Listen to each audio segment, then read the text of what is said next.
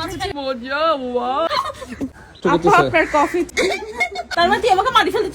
নতুন বছরের শুরুতেই জানুয়ারির 20-22 তারিখের দিকে সুহিরা দেশ থেকে যাওয়ার আগে আমরা সুহিরার উদ্দেশ্যে ঘুরতে যাই। যেহেতু দেশে আসার পর আমরা ওকে নিয়ে তেমন কোথাও ঘুরতে যেতে পারিনি, ভাবলাম এমন একটা প্লেস চুজ করি যেখানে সারাদিন থাকতে পারবো, ঘোরাফেরা করতে পারবো। তাই আমরা ওয়েল অ্যাগ্রোতে যাই সেদিন। গরু ছাগল খালি খাবার, কি খেতে দে কি খেতে দে কি খাবো সারাদিন কি আছে ঘুরার, এটা না বলে কি খাইতে দেয়।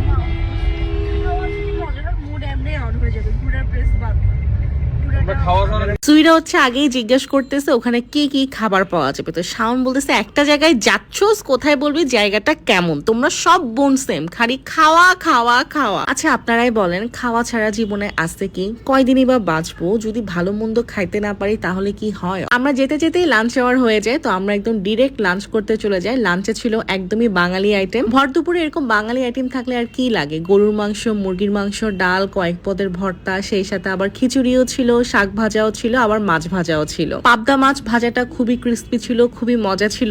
মজার কথা হচ্ছে চিটং এ থাকি, চিটং এর মেয়ে, এখনো পর্যন্ত ওয়েল অ্যাগ্রোতেই গেলাম না। সেদিন প্রথমবারের মতোই গেলাম, অথচ এই জায়গাটা অনেক আগে থেকেই ভাইরাল, অনেকেই ঘুরে ফেলেছে। তো আমরা এখন ছবি টবি তুলবো, আমাদের খাওয়া দাওয়া শেষ।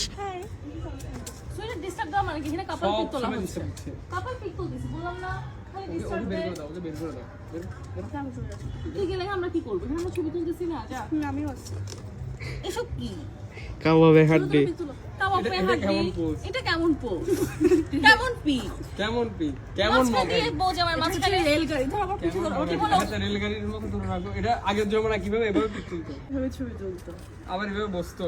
দেখাও সরো না, আবার এভাবে বসতো, এভাবে ছেলেরা বসতো।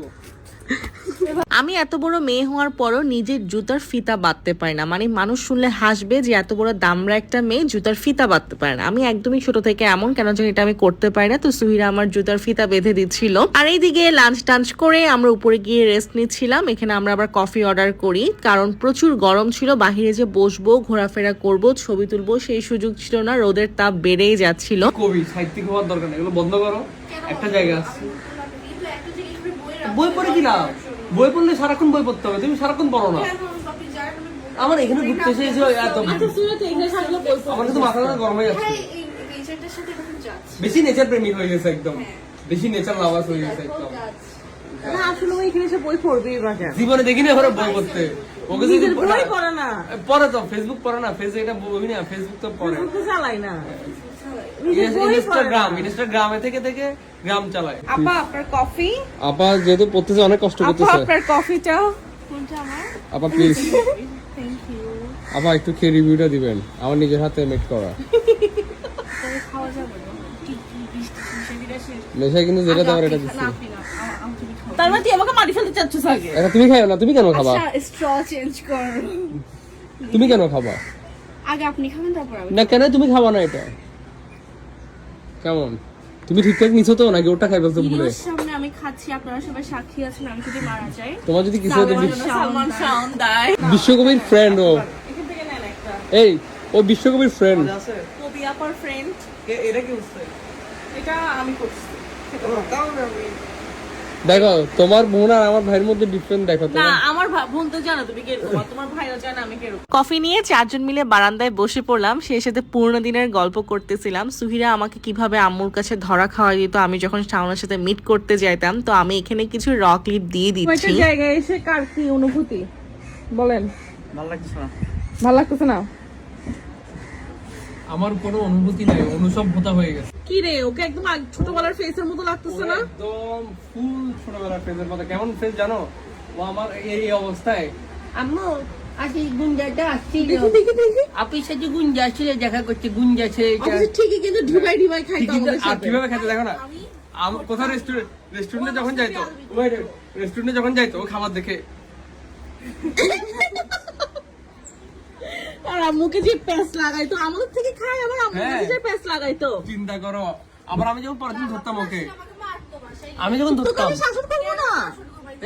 আমি যখন ওকে ধরতাম, তুমি তোমার মুখে পরে আগের দিন বলছো কেন ভাই ও আমাকে মারছিল কেন? তাইলে আপনি বলতে পারেন না না মারতে? না তো ওকে আমি মারবো না। আমি বললাম শোনা আজকে ঠিক আছে, আজকে খাওয়াচ্ছি, আজকে বলবা আবার খাওয়ার ঠিকই বলেই তো।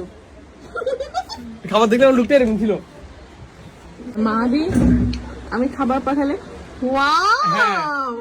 দেখি তোমার ডায়লগটা বলো তো, তোমার ডায়লগটা বলতো কি বলতো? ওই এভাবে এভাবে এভাবে একদম এভাবে। ওয়াও ভাইয়া কি মজা, ওয়াও। হ্যাঁ থ্যাংক ইউ আপু। আমি ওর জন্য খাবার বানাই পাঠালে ওইগুলো বলতো, একজন পেস লাগাইতো আরেকজন বলতো ওয়াও কি মজা পুরো দুইটা সাইজ সেম ছিল তো, দুইটা সাইজই সেম ছিল। ঝগড়া করার পর আমি আপুর পাশে গিয়ে বসলাম। আম্মু এরকম করতো। এরপর আম্মু দেখতে যে আমার মুড অফ, আম্মু জানে এখন আমার পেট থেকে কথা বের করার টাইম। আম্মু আমাকে আস্তে আস্তে হ্যাঁ সেটা বের করো। বাট আম্মু ওরা দূরে দূরে দেখা করছে। ও গুন্ডা ছিল ওই টেবিলে, আমরা ছিলাম এই টেবিলে, ওরা চোখে চোখে কথা বলছে। মানে তাও তো পেস্টটা লাগাইতো। তো ফুল লাগাইতাম না, তোমরা তো কত কিছু করতাম। তারপর গুন্ডা কি খাওয়াইছে এগুলো বলতে হবে না আর বলছে যে আমি আর আপনি ফ্রাইড রাইস খাচ্ছিলাম, গুন্ডা ওই দূরের টেবিলে বসে বসে আপনাকে দেখতেছি। গুন্ডা না। আর মাহাদি কি ওয়াও রিপিট করো তো, দেখো একদম সেম। আপু পাঠাইছে আপু পাঠিয়েছে। একদম এভাবে বলতো। সিনজিতে বসাই ওকে রেখে গেছিল, গরম হয়ে এভাবে বের হয়ে ওর লুকটা দেখো। হ্যাঁ ছবিটা আছে, আমি ছবিটা কিনে দিয়ে দিব। কেন ওকে সিএনজিতে বসে আমরা ছবি তুলতেছিলাম, ও খুব বোর হচ্ছিল সিএনজিতে। ছবিটা এখনো আছে আমার, হ্যাঁ আমার কাছে আছে তো। লোকটা এরকম ছিল, একদম এরকম, আরো বিরক্তি। তুমি ওকে আগে কি ডাকতে জানো? টেডিটা আমার যে হাসি আসতো, মারতো, আমার আমাকে জীবনে পুতুলটা। আদর করতো না। আমি কিভাবে মারতাম আমিও দেখাই। ও যখন আমাদের পিক তুলতো কাপল পিক, হ্যাঁ আমাকে ওরা চেয়ারের উপর উঠে দিত এরকম। কারণ বাটি ছিল সাইজে, তো বাইকটা ছিল ওকে আমি মুড়ার উপর দাঁড় করাই দিতাম, তারপর আমাদের পিক তুলতো। এরপর আমি করতাম ওই জন্য কি ছবি তুলছো, কি কি ছবি তুলছো এগুলো, আর আমি আবার আবার মেরে চলে যাইতাম, কোনো কথা থাকতো না, তাও ছবি তুলতে পারতো না। পারতো না, এখনো ঠিক নাই, এখন বেশি বড় হয়ে গেছে না। দেখেন আপনাদের সামনে এখন একটা কাপল গেছে কিভাবে বউয়ের রাগ ভাঙাতে হয়, কত কিউট ভাবে। আর এই লোকটা তো ফালতু, আমার বোনের একটু রাগ ভাঙায় না, আচ্ছা, sorry, উল্টো sorry, আরো sorry, দেমাগ sorry. দেখায়। আমি যখন রাগ করি এরকম তখন কি করে আমি দেখাই, আমি কিরকম? কান্না করি, ও মোবাইলে খেলা। আমি ভাবি যে ও আমাদেরকে একটু তাকাবে, বাট ও আমাদেরকে আচ্ছা, তাকাই না, যা তাকাচ্ছে। ও ক্রিকেট নিয়েই আচ্ছা থাকে। ওই ফোলার মতো বলতেছি, সরি সরি সরি। না ও এই ছেলেটাই ভালো, ও আচ্ছা, অনেক এভাবে। সুন্দর ভাবে বলছে। এইভাবে sorry বলছি। আচ্ছা আচ্ছা মাইয়ারে এরকম কেন কথা কথায় ওই মাইয়া আপনি দেখছি বুঝবেন না, আপনি বুঝবেন না, মেয়েদের ফিলিংস আপনি খারাপ বুঝবেন না।